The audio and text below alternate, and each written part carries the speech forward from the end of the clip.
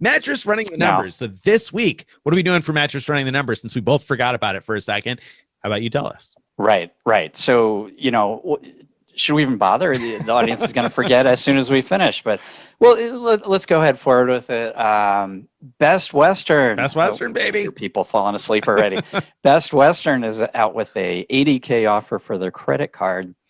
And it has something unique about it as well, besides having a all-time, I think, best offer, which is that it used to be that on this card you could get 20,000 points every year by spending $5,000, and they've upped that to 40,000 points every year for spending $5,000. And so, since the card also earns 2 points per dollar for all spend, you're talking about 50,000 a year with 5K spend. That's on top of the 80K sign-up bonus for the first year. A lot of points, easy to get. Is it, I guess the question here is it worth it? Should we be looking at getting these Best Western cards and spending 5K a year on them instead of, or in addition to, all the other great hotel cards that are out there? Well, so, all right. I want to clarify one thing you said there. You said easy to get, and I think you meant easy to get a lot of points.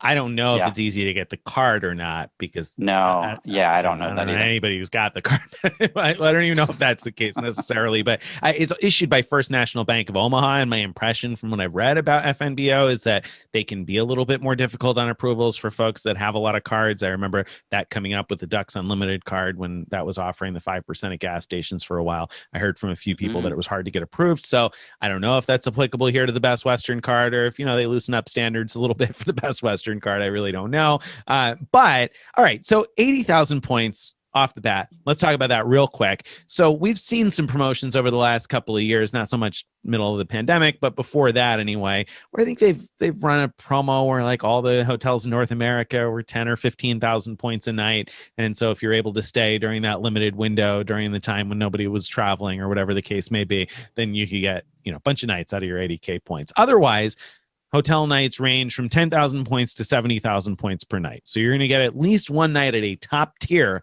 Best Western property out of the welcome offer, or maybe a bunch of nights at a lower tier place. How much are the points even worth, Greg? I mean, have you looked at this at all? You got any idea how much they're worth? Yeah.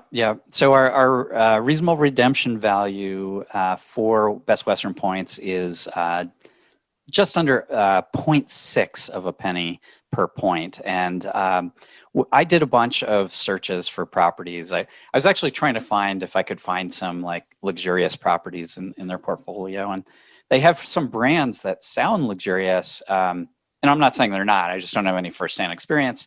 So, I was doing, but they don't have a good way of finding them. So I was just doing some random searches, like looking around New York City or London, or places I thought would be likely to find some high-end properties. And then I looked at whatever properties came up, if they had good reviews, and then I compared the cash prices to the point prices. And I was seeing anywhere from 0.6 to about 0.8, maybe 0.85.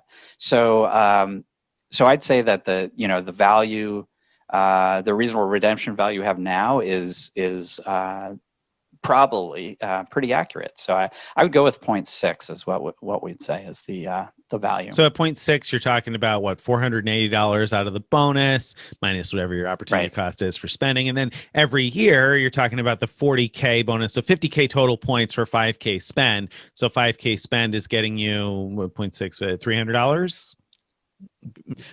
Worth of points, worth of Best Western points, worth of Best Western stay or something stays every year. So I mean that in itself isn't bad, right? Because I mean, what, 10, 5%, but better than 5% towards Best Western stays anyway. Not amazing, but probably, and not, I wouldn't necessarily value it at 5% exactly, but probably a respectable return anyway in terms of how many points you get. So I mean, kind of interesting. So now let's compare it for a second. Most of the Marriott Bonvoy cards, there's a lot of them, so that's why I'm saying most, offer a 35K per night free night certificate each year. You don't have to do any spend though to get it, but if we compare to that, I did some analyses last year on what are those worth, and I concluded they're worth about, those certificates worth about $200 towards a Marriott stay.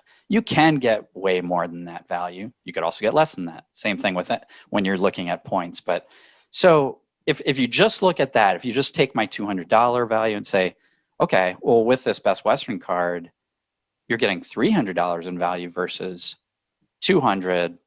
Well, that sounds pretty good. Sounds pretty good, but then you got to do a little bit more math because, you know, your Marriott certificate is worth about $200, but the annual fee costs you about $100. So it's really about $100 win. Now on the Best Western side, you've got another $90 annual fee. So your $300 certificate now is giving you about $210, but you got to spend $5,000 in order to get there, and $5,000 on a 2% card to get you $100. So if you take that $100 off because of the spend you got to do, then you're at, you know, 110. You're more or less the same place you were with the Marriott card. So comparable, but do you really want to stay at Best Western? I don't know. I mean, and maybe better because even if you are flexible. Yeah, even if you do want to stay at Best Western, I mean, you have to look at the fact that Marriott has so many more properties. I mean, if we're just going to compare those two, there's so many more places you'd be able to use your certificates at. On the other hand, having points, we've talked about this before, is way better than having certificates. Certificates expire after a year. You can't choose to use your certificate for like 2 or 3 nights at a cheaper hotel. It costs just as many certificates to stay at a hotel that costs 12,000 points a night as it costs as you would use to book a hotel that costs 35,000 points a night. Whereas with the Best Western points, I mean, you could use your 50,000 points to stay 5 nights in a 10K hotel. Yeah. Right? Yeah. I mean, so it's kind of interesting comparatively. And I've stayed at some pretty decent Best Westerns over the years. They have actually not a bad footprint in my anecdotal experience in Europe, and maybe in Australia, I stayed at 1 or 2 in places where I didn't find a lot of other chain properties. And again, you know, they were decent enough spots. So I mean, maybe it's worth it. I think if you find it worth getting the bonus, like if you think it's worth applying for the card in the first place and getting it, I think it's probably worth keeping, because that to me means that either you're a big Best Western fan or you're a fan of diversification of your points so that you're prepared for whatever, you know, your travels might throw at you. And in that case, it's probably worth putting $5,000 spend a year on the card if you're already spending a lot and you're having no problem meeting other spending requirements and things. Now, if you're going to, I think it'd be kind of crazy to keep the card if you don't spend the $5,000, because that's like, what is it? $89 a year for no reason. For nothing. No.